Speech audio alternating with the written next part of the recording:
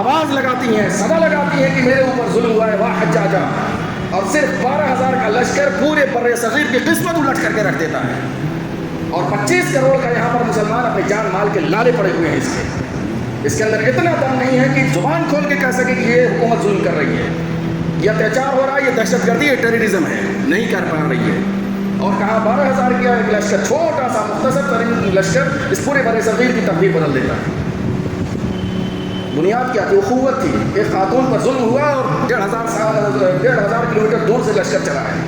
اللہ رب العالمین والصلاة والسلام علی رسولہ الامین وعلی آلہ واصحابہ اجمعین، اما بعد فاعوذ باللہ من الشیطان الرجیم، بسم اللہ الرحمن الرحیم۔ والمؤمنون والمؤمنات بعضهم اولیاء بعض، وقال تعالی انما المؤمنون اخوة فاصلحوا بین اخویکم واتقوا اللہ لعلکم ترحمون۔ وقال النبی صلی اللہ علیہ وسلم المؤمن اخو المؤمن لا يظلمه ولا يسلمه الى من يظلمه او كما قال علیہ الصلاۃ والسلام۔ محترم حاضرین، قرآن مجید کی جو آیتیں میں نے آپ کے سامنے پڑھی اور جو ایک حدیث آپ کے سامنے پڑھی ہے، بیشتر لوگوں نے اس کو سنا ہوگا اور اس کے مفہوم کو بھی وہ جانتے ہوں گے۔ آج کی مناسبت سے ان دونوں آیتوں کا انتخاب اور حدیث کا انتخاب حالات کے تناظر میں کیا گیا ہے۔ پچھلے 2 سالوں سے تقریباً عالمی سطح کا جو سب سے بڑا مسئلہ یا سب سے بڑا ایشو جو ہمارا بنا ہوا ہے، اور ہر آنے والا دن گزرے ہوئے دن سے زیادہ تکلیف دہ ہوتا ہے، اس پس منظر میں ان آیتوں کا انتخاب ہے، اس حدیث کا انتخاب ہے۔ اس کے علاوہ وقتاً فوقتاً خود یہاں اس ملک میں خطے کی جغرافیائی تبدیلیوں کے نتیجے میں جو واقعات پیش آتے ہیں، اس حوالے سے بھی ان آیتوں کی اور حدیث کی اپنی ایک اہمیت ہے۔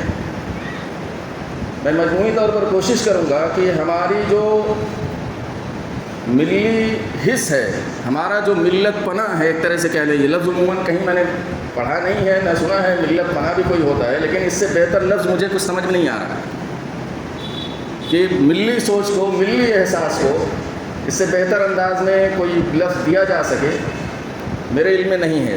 تو اسی وجہ سے ملت پناہ میں استعمال کر رہا ہوں کہ اس ملت پنے کا جو معاملہ ہے، یا جو یہ احساس ہے، یا جو یہ حص ہے، عالمی سطح سے لے کر کے گھر کے ایک چھوٹی سی یونٹ تک صورتحال کچھ اس قسم کی بن چکی ہے یا بنتی ہوئی دکھ رہی ہے۔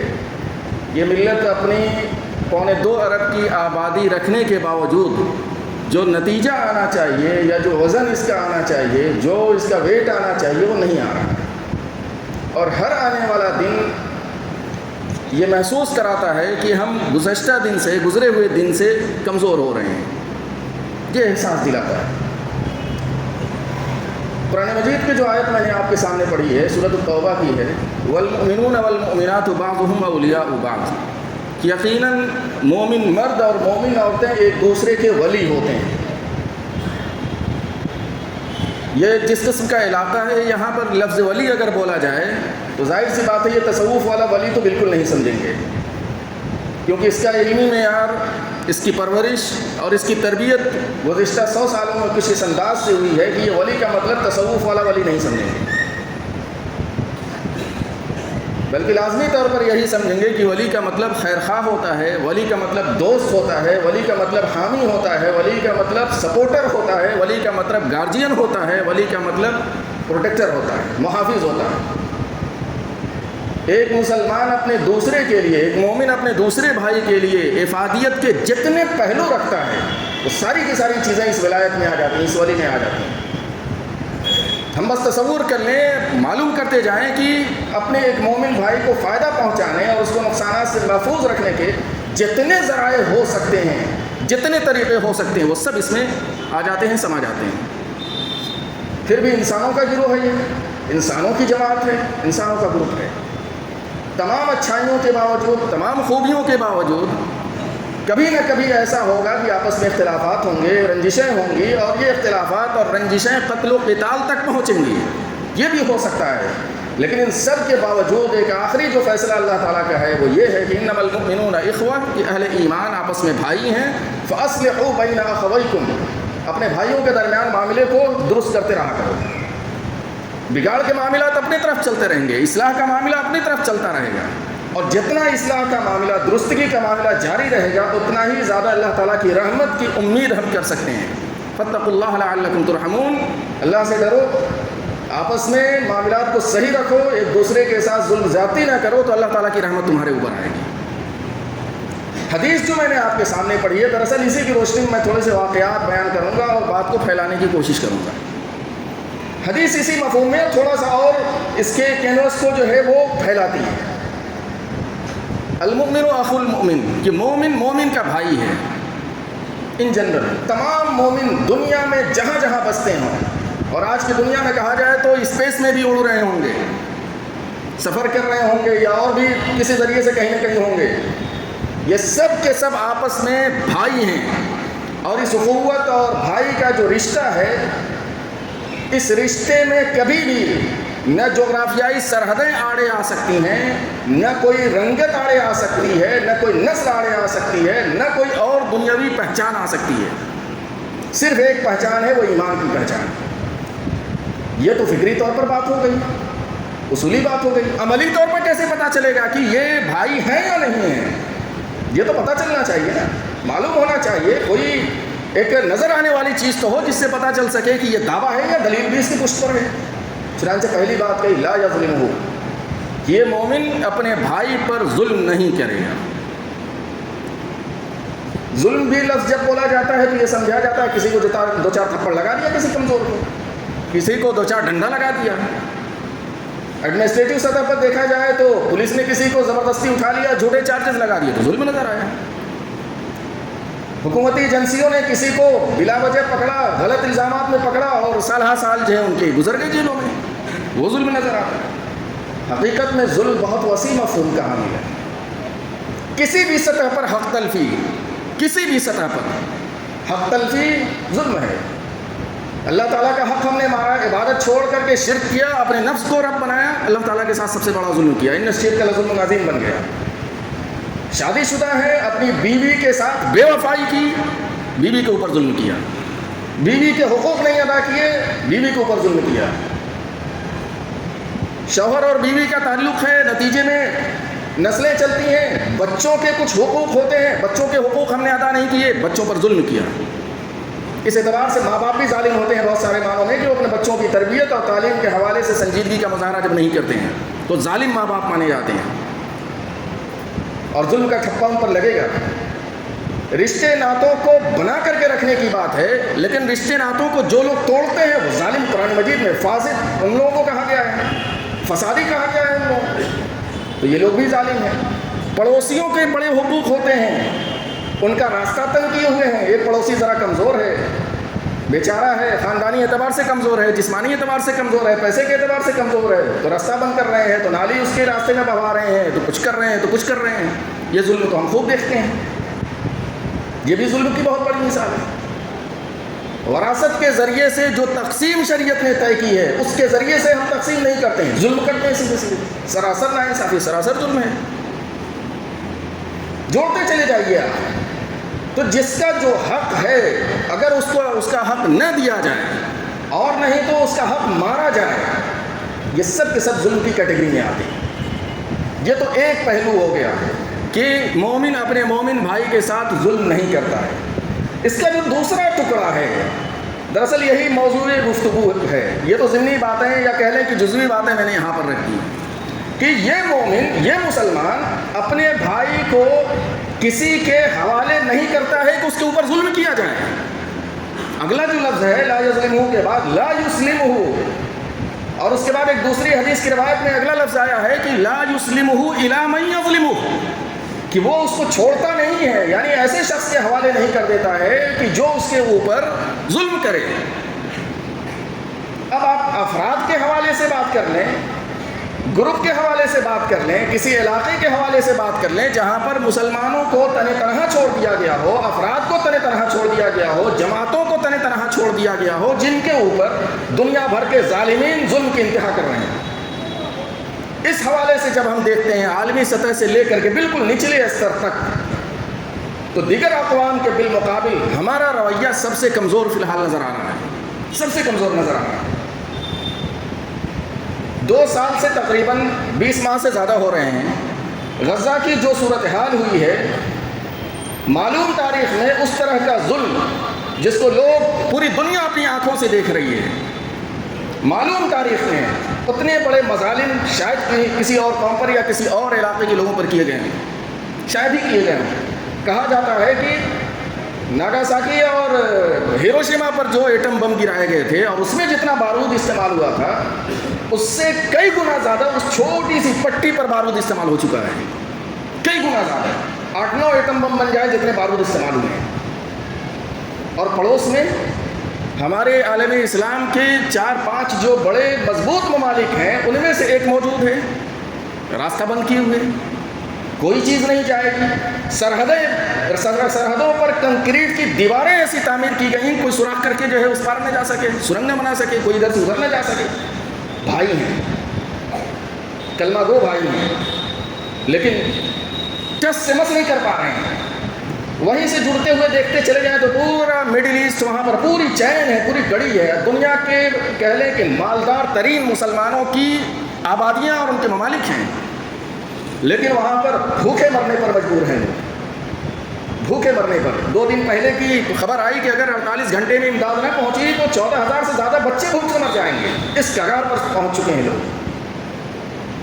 کوئی تاریخ میں مثال ایسی ہے، مجھے تو کم سے کم نہیں معلوم ہے، آپ لوگوں کو معلوم ہے تو خطبے کے بعد مجھے بتا سکتے ہیں، میرے علم میں اضافہ ہوگا، کہ ایسا پوری ہماری 1400 سالہ تاریخ میں کوئی واقعہ یا کوئی مثال ملتی ہو کہ بھوک سے، پیاس سے کسی علاقے کے مسلمان تڑپ رہے ہوں اور مالدار مسلمانوں کو یہ پتہ چل جائے، علم ہو جائے کہ فلاں جگہ بھوک سے لوگ مر رہے ہیں اور مدد کو نہ پہنچے۔ اتنی گئی گزری حالت تو پوری تاریخ میں ہماری نگاہوں کے سامنے تو نہیں ہے، کم سے کم جو ڈاکومنٹڈ ہسٹری ہے اس میں تو نہیں ہے۔ یہ اخوت جو اللہ تعالیٰ نے پیدا کی تھی، اس ملت کی جان تھی، اس کو وطنی سرحدوں میں اس طرح سے توڑا ہے کہ سب سے بڑا خدا بن گئی ہے، سب سے بڑا بت بن گئی ہے۔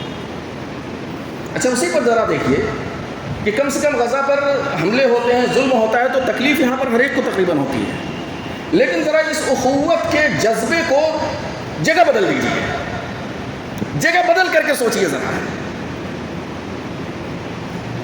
اور یہ بات پچھلے 20 دن 25 دن 1 مہینے میں کسی نے کہیں پر کچھ کہی نہیں ہے، باقی بات ایسی ہے کہ کہتے ہوئے ہر ایک کو ڈر لگے گا، لیکن بات کہیں نہ کہیں کہنی پڑے گی، بات تو لانی پڑے گی نا۔ اگر پڑوس کے کسی مسلمان پر حملہ ہو تو کیا کریں گے آپ؟ غزہ پر حملہ اگر یہود کریں تو تکلیف ہوگی، اور مشرکین کے سرغنے جو ہے حملے کریں مسلمانوں پر، پھر کیا کریں گے؟ خوشی منائیں گے، مٹھائی بانٹیں گے۔ سوال پیدا ہوتا ہے کبھی ذہن میں یہ؟ افغانستان میں امریکہ نے ظلم کیے اور وہاں کے مسلمانوں کو قتل کیا، ہمارا تکلیف ہوئی، امریکہ مرد آباد کے نعرے لگے، سب کچھ ہوا۔ لیکن اگر کہیں پڑوس کے کسی ملک پر جو ہے وہاں کی مسجدوں پر حملے ہو، بم مارے گئے، وہاں پر بچے مارے گئے، اس وقت مٹھائی بانٹیں گے، زبان نہیں کھلتی ہے۔ اتنا سوال نہیں کر پاتے ہیں کہ پہلے واقعے کی تحقیق کر کے بتائیں کہ جو ہے کہ کیسے یہ معاملہ ہوا ہے، اتنا کہنے کی جرات نہیں ہوتی۔ اور ایک پروفیسر نے صرف اتنی سی بات کہہ دی، صرف اتنی سی بات کہہ دی کہ جنگیں ہوتی ہیں، بڑا خطرناک معاملہ ہوتا ہے، دونوں طرف سے بیچارے مارے جاتے ہیں، عوام ماری جاتی ہے، اور اتنی سی بات پر کیا ہوا معاملہ سامنے ہے سب کے۔ تو وہ اخوت، وہ بھائی چارہ جو ایمان کی بنیاد پر ہے، وہ ایسا تو نہیں کہ صرف غزہ کے ساتھ محدود ہے یا کسی اور جگہ کے لوگوں کے ساتھ محدود ہے۔ یہاں پر ایک لائن جو ہمارے لیے بنتی ہے وہ یاد رکھیے گا کہ اگر ہمیں علم ہے، اگر ہمیں معلوم ہے کہ ظلم ہمارا بھائی کر رہا ہے، تو حدیثی میں یہ کہا گیا ہے کہ انصر اخاک ظالما او مظلوما، کہ اپنے بھائی کی مدد کرو چاہے وہ ظالم ہو یا مظلوم ہو۔ یہ دور جاہلیت کا شعار تھا، دور جاہلیت کی ایک اصول تھا۔ رسول پاک صلی اللہ علیہ وسلم نے جب اس کو ادا کیا تو صحابہ نے پوچھا، اللہ کے رسول یہ تو سمجھ میں آتا ہے کہ اپنے مظلوم بھائی کی مدد کی جائے، یہ ظالم بھائی کی مدد کا کیا مطلب ہے؟ یہ نہیں سمجھ میں بات آ رہی ہے۔ دور جاہلیت میں تو سمجھ میں آتا تھا کہ میرا خاندان ہے، میرا گھرانہ ہے، میرا قبیلہ ہے، میرا قبیلہ گمراہ ہوا تو میں بھی گمراہ، میرا قبیلہ اگر صحیح راستے پر رہا تو میں صحیح راستے پر، بس یہی ہے۔ تو اللہ کے رسول صلی اللہ علیہ وسلم نے کہا کہ اپنے اس ظالم بھائی کا ہاتھ پکڑو۔ ظاہر سی بات ہے ہاتھ پکڑنے کی پوزیشن میں نہیں ہے تو زبان سے آپ کہیں، لیکن معلوم تو ہونی چاہیے تمام چیزوں سے پہلے کہ واقعتاً ظلم کیا کس نے ہے، ظلم کر کون رہا ہے، اور اس طرح کے واقعات کے نتیجے میں دنیا بھر میں فائدہ کس کو ہوتا ہے۔ اب تو ان گنت واقعات ہو چکے ہیں پچھلے 75 سالوں میں کہ فالس فلیگ آپریشنز یہاں کے لوگوں نے کیے ہیں، اور تو اور دہشت گردی کے نام پر ہمارے نوجوانوں کو جو جیلوں میں بھرا گیا، یہ تو اب کھل کر کے آ چکا ہے کہ ان کے ایجنسیوں نے کروائے ہیں۔ یہ کرنل پروہت کیا کوئی عام آدمی تھا؟ ان کے ایجنسی کا آدمی تھا، ان کے جو ہے فورس کا آدمی تھا۔ سادھوی پر گیا جو ابھی جس کے اوپر چارجز لگے ہیں اور جرم ثابت ہو چکا ہے، اس کو نیشنل سیکورٹی جو ہے کمیٹی میں بیٹھایا گیا ہے۔ سوال کرے گا کوئی، اس پر کہے گا کوئی؟ تو یہ سب چیزیں واضح ہیں، تقریباً تاریخی ریکارڈ اب اس پر آ رہے ہیں۔ 10 سال 15 سال 12 سال کے بعد جو ہے تحقیقات آتی ہیں نکل کر کے سامنے کہ کروایا تھا کسی اور نے، الزام کسی اور پر لگے ہیں، اور اس کے بعد پھر نیشنل انٹرسٹ کے نام پر اور نہ جانے کس کس نام پر زبان بند کر دی جاتی ہے۔ وہ سارا آرٹیکل 19، آرٹیکل 21 اور آرٹیکل 14 اور right to equality, right to freedom of expression and speak, اور وہ right to life and personal liberty سب چلی جاتی ہیں اندر، بغیر جو ہے ایمرجنسی کے ڈکلیریشن کے سب ایمرجنسیاں نافذ ہو جاتی ہیں۔ خیر وہ اپنی جگہ پر بات ہے، میں جو بات کہہ رہا ہوں اس حوالے سے کہ اپنی اخوت، اسلامی جو اخوت ہے، کم سے کم اس سرحد کا خیال رکھنا چاہیے۔ اگر ہمیں جرأت نہیں ہو رہی، ہمت نہیں ہو رہی ہے کہ حق کا اظہار کر سکیں تو زبان بند رکھیے، خاموشی اختیار کریے، ورنہ اس کے نتیجے میں جب ایمان ضائع ہوگا تو بچے گا کچھ نہیں کچھ بچے گا ہمارے پاس۔ تو جگہ بدلنے کی وجہ سے، گروپ بدلنے کی وجہ سے، سرحد بدلنے کی وجہ سے، علاقے بدلنے کی وجہ سے اخوت کا، ایمان کا جو رشتہ یہ بدلتا نہیں ہے۔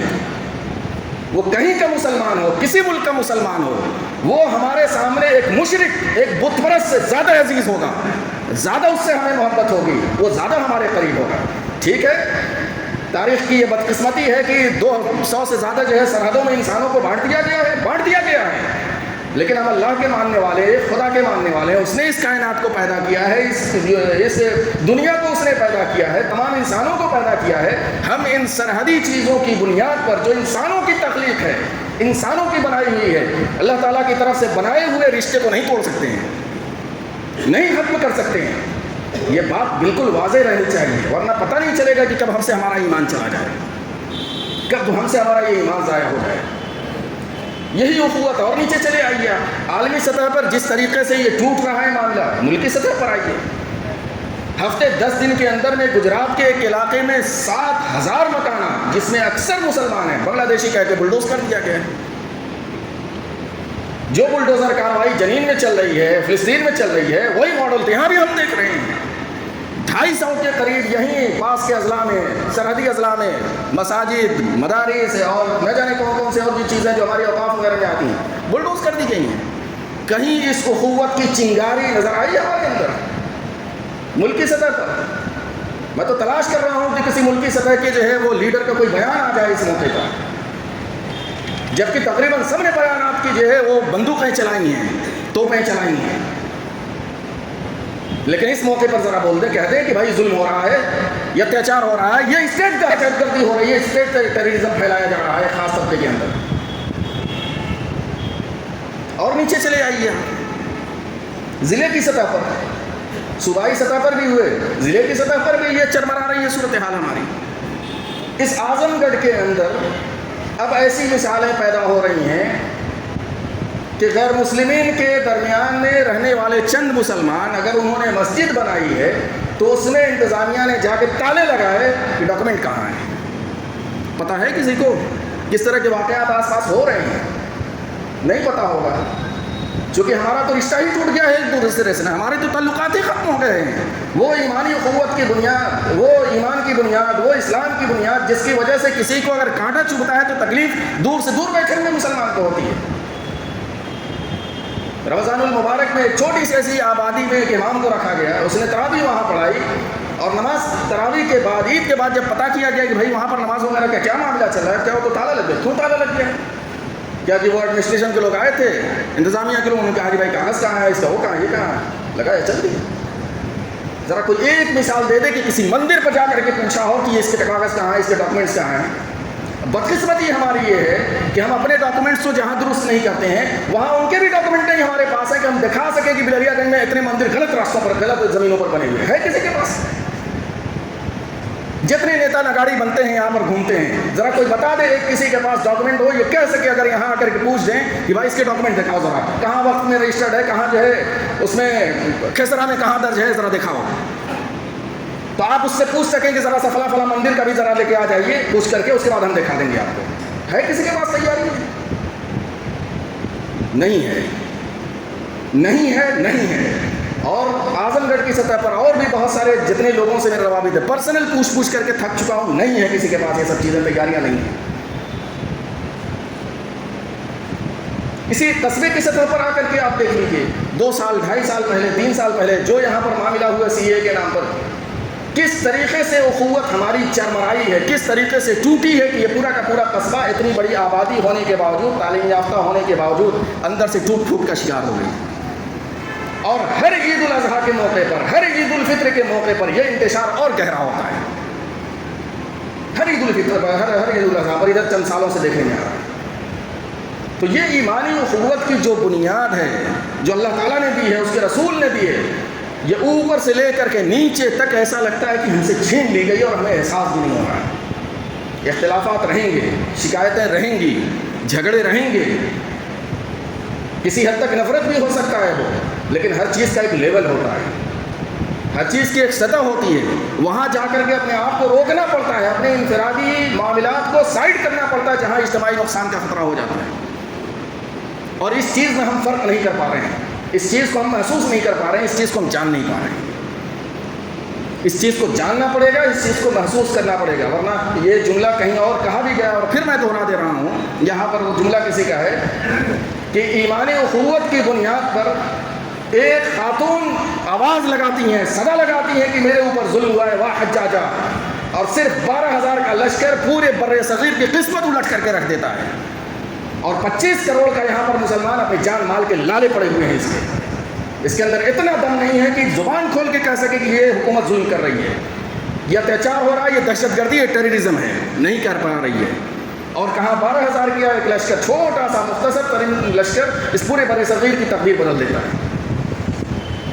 بنیاد کیا تھی؟ اخوت تھی۔ ایک خاتون پر ظلم ہوا اور 1,500 کلومیٹر دور سے لشکر چلا ہے۔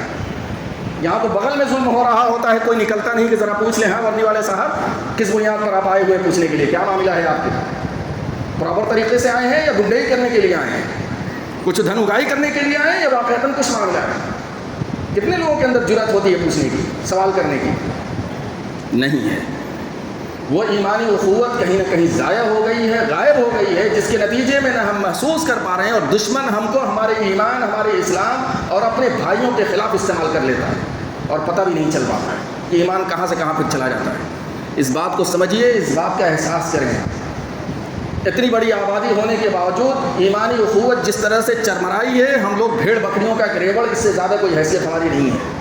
کسی ڈپارٹمنٹ میں چلے جائیں، کسی ادارے میں چلے جائیں، ہر جگہ پر اپنی کمزوری کا احساس واضح طور پر ہوتا ہے، واضح طور پر ہوتا ہے، اور نظر آتا ہے کس طریقے سے ظلم ہو رہا ہے، کس طریقے سے اتیاچار ہو رہا ہے۔ اللہ تعالیٰ ہمیں سمجھ دے، اس ایمان کا فہم عطا کرے کہ جس کے نتیجے میں ہم اپنے بھائیوں کے سلسلے میں مفید بن سکیں، اور یہ ملت اس ظلم ستم سے جس کا شکار ہے، اس سے نکل کر کے یہ اپنی افادیت والے پہلو کے جانب جا سکے۔ یہ اپنی نسلوں میں پیدا کرنا ہوگا، اپنے نوجوانوں میں پیدا کرنا ہوگا، ادروائز یہ 2 ارب نہیں 8-10 ارب یہ مسلمان پوری دنیا میں ہو جائیں، گھاس بھوسا سے زیادہ اس کی کوئی حیثیت نہیں رہے گی۔ اللہ تعالیٰ ہمیں سمجھ عطا فرمائے، ہمیں وہ ایمان عطا فرمائے جس کے نتیجے میں ہم ایک دوسرے سے محبت کرنے والے ہوں، ایک دوسرے کے حقوق کی پاسداری کرنے والے ہوں، اور اپنے جان و مال اپنے بھائیوں کے لیے استعمال میں آ سکیں، کام آ سکیں، اس بات کی آرزو کرنی چاہیے۔ وآخر دعوانا ان الحمد للہ رب العالمین۔ اقول قولی ھذا واستغفر اللہ لی ولکم اجمعین فاستغفروہ انہ ھو الغفور الرحیم۔